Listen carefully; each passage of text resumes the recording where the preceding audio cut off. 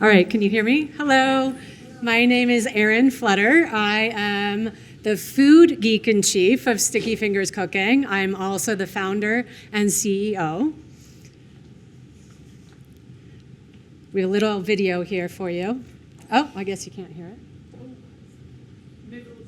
Okay. You can, okay, there we go. That was fast. Okay, we love the food puns here at Sticky Fingers Cooking. We are a children's cooking school. We're non-brick and mortar, so we go to where kids are located. We go to schools and summer camps and community centers, and we love our food puns. So let us learn all about Sticky Fingers Cooking. All right, so this is me in my home kitchen in 2011 with my 3 beautiful girls. And I was inspired to start Sticky Fingers Cooking because of these gorgeous girls. My middle daughter, Ava, she was diagnosed with type 1 diabetes when she was 2 years old. She has complex medical issues on top of that. She being my first child, I was introduced to after-school enrichment, which I didn't have growing up. And after-school enrichment, for those of you that maybe don't have children, it's wonderful programming where kids stay after school and vendors and providers come in and they teach kids certain skills. So it might be things that are often cut by budget cuts, like science, like math Olympiads, things like that, and also art. So I thought this was wonderful. First of all, it's a no-brainer for children. We often, here in the US, we put so much pressure on kids that they have to be, the best at everything. They have to be passionate about something. After-school enrichment allows kids to be curious, and they can try new things in a really, really safe way. For a kid like Ava that has type 1 diabetes, it was so wonderful for her to be in her second home. We knew she was safe. As parents, complete no-brainer. You don't have to pick up your kid immediately after school. You have an extra hour or 2 in your day. So I thought that was amazing. I've always been an entrepreneur, so I put on my entrepreneurial hat and went, wait a second, non-brick and mortar business, we can scale and grow at quite a pace if we can figure this out. And I love cooking. It's my love language. So this is how Sticky Fingers Cooking started, from my kitchen table with my kids. We cultivate culinary curiosity in kids because it's time to turn up the beat on what kids eat. So, I started with 3 schools here in Denver and Boulder. And then we organically grew into 3 states as a privately held company. So we have an amazing team that has been behind me and with me for over a decade building this together. Oh, if you could go back. Thank you. Our core values, this is our guiding light. These are our 5 North Stars that we follow. Trust, impact, community, we can't do anything without community. Innovation, we're also a tech company. And inspiration, which are our kids and now our franchise owners. Thank you. We are what is called a social enterprise. We're a for-profit business that does good for the community. And so in order to be a social enterprise, you have to be able to earn lots of money and to have a successful business. So we like to say that we have purpose-driven profit. We nourish through our business. These are numbers that are taken directly from our 2025 FDD.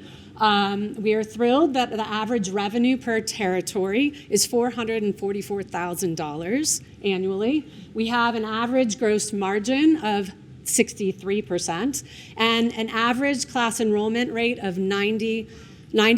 So 90% of our classes are full. And this is for territories that have been open for a full calendar year or many years. Now, because of this, we are able to do pretty amazing things. We have taught over 200,000 kids and counting every single day. We've taught over 80,000 cooking classes, and we've given $1.5 million back to the schools that we partner with. Okay. Franchising. I like to say franchising in 3 words. There's lots of franchise brands out there. I like to distill everything down as simply as possible. The first word is safety. So safety in franchising. You need to have, if you're looking to look into a franchise brand, you need to have a brand that has systems. They're solid. They have a name brand, and there's tremendous amount of safety in having lots of franchise owners as well. Systems, you can't do anything without systems. Franchise model is all about not starting anything from scratch, but standing on the shoulders of franchisors and running your business and growing it as quickly as possible. We're also a tech company. We have systems for everything. Alliance, which is my favorite word. You have to be aligned. You have to be aligned in your community with the franchise brand. At Sticky Fingers Cooking, we have a huge community of franchise owners and kids and families and schools. Yes. All right. There we are. Thank you. Okay. Do you have any questions? Yes. Can you dive a little deeper into like the tech components of your business? Yes. As well as two more questions. Yeah. The second part is you being mobile friendly, like a mobile based business. Mm-hmm. How have you gone about specifically making the experience for the students like consistent throughout the different locations? Both. Recap the question. Yeah, both fantastic questions. The question was talking about our tech, because I mentioned it twice. So I'll elaborate on that, and then how to have a consistent experience with all of the kids across coast to coast. Is that correct? How have you kept the classes? Yeah. So the tech, so I started this business 14 years ago, and we started our tech company 13 years ago, very, very humbly. It's because, this is crazy for anybody in tech, 13 years ago, there wasn't a white labeled software that would take enrollment, payment, and for a field for a parent to say my kid is allergic to eggs or whatever it might be. So we started very humbly. We needed to do that. We're very inclusive, so all kids can cook with us regardless of physical abilities, mental abilities, or food allergies. And so from there, it has our proprietary technology platform has grown with us for 13 years. Now it operates 85% of the day-to-day operations. And because of that, it also holds all of our curriculum. We have over 3,000 recipes with curriculum that is all proprietary to us, and it's all housed in our technology. So the technology is the key to what we do. And we'll take a question from that side. Yeah, maybe. I'm just curious, how do you measure the success of a franchise? Like, how many partnerships with schools, classes do you feel like you need to offer a year? And then how do you help with that kind of outreach and determining whether a school has enough interest within kids before kind of starting? Fantastic, yeah. So before a franchise owner signs their FA, as they're going through the lead process, we vet their territory. We go through and we have a director of outreach, and she calls schools. She finds out what school districts are like. She calls private schools. We give them an entire spreadsheet of absolutely everything and context, so that we have a really good understanding that it's a very viable territory. Because that's what I love about the franchise industry. It is a symbiotic relationship. So our job is not to sell franchises. We award franchises to franchisees that we know or we hope will be successful, because our success is their success and their success is our success. So we have a really big vetting process to make sure that our franchisees are going to be successful. Yeah, and the last question. Yeah. Yes. Thank you so much. I love this concept. So I have 2 questions. One is, you mentioned school districts as like your main like partner group. Have you also ventured into like after school programs or any sort of potential customer that deals with kids in this age range? And then my follow-up question is, are all of these classes, because I think you said over 80,000, which is like a huge metric, are they all done in English? So I do think another component is opening this up to after school programs or students that don't speak English, but parents are still seeking some level of enrichment.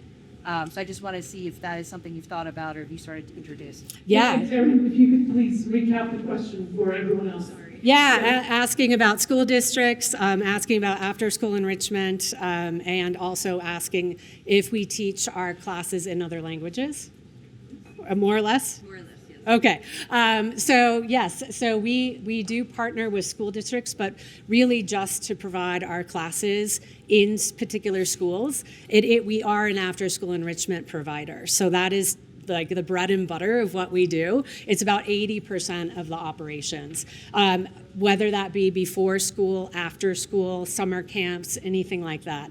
As far as different languages, so I mentioned that we have over 3,000 recipes.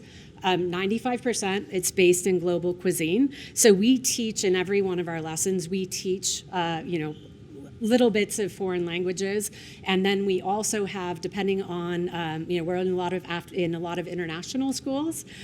Depending on our chef instructor, we have taught classes in German, in Japanese, in Spanish, in multiple languages. So yes, but it depends on our chef instructor.